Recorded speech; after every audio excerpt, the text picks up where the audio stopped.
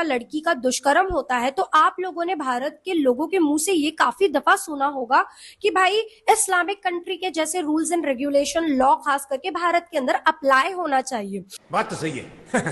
सबसे ज्यादा अगर उदाहरण किसी भी इस्लामिक कंट्री का दिया जाता है तो वो है सऊदी अरब। इस्लामिक कंट्री का लॉ भारत के अंदर अप्लाई इसलिए होना चाहिए क्योंकि भाई हाथ काट दिया जाता है, उनके लॉ के अनुसार फांसी पे चढ़ा दिया जाता है, कोड़े मारे जाते हैं, क्योंकि ये सारी चीजें शरिया के अंदर आती है और जितनी भी इस्लामिक कंट्री है वो शरिया के हिसाब से चलते हैं।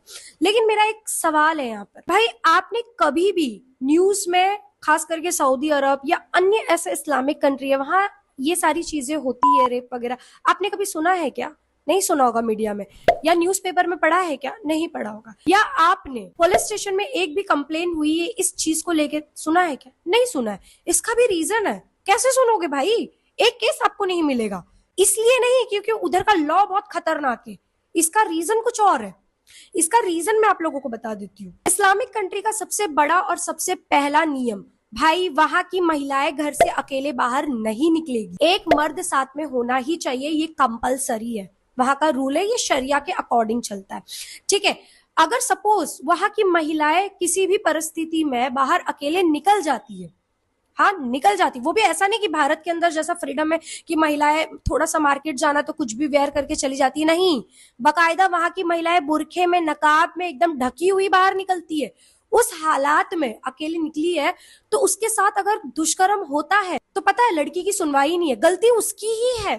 रीजन जान के आप हैरान हो जाओगे। उसका जो कंप्लेन है वो रजिस्टर ही नहीं किया जाएगा, उसके कंप्लेन को पुलिस स्टेशन में लिखा ही नहीं जाएगा। सबसे पहले एलिगेशन उस पे लगाया जाएगा कि भाई सबसे पहले ये बताओ तुम अकेले घर से निकली क्यों? जब ये रूल है शरिया के अंदर कि साथ में एक मर्द चाहिए तो अकेली निकली क्यों? चलो तुम्हारे साथ अगर गलत हो गया है तो इसका प्रूफ दो, और प्रूफ किसको करना है? उस महिला को। और शरिया के अकॉर्डिंग सीसीटीवी का मान्यता नहीं है, ना ही मेडिकल की मान्यता है, क्योंकि 1400 साल पहले ये सारी चीजें नहीं थी तो शरिया इस चीज को नहीं मानता है जो शरिया लॉ है।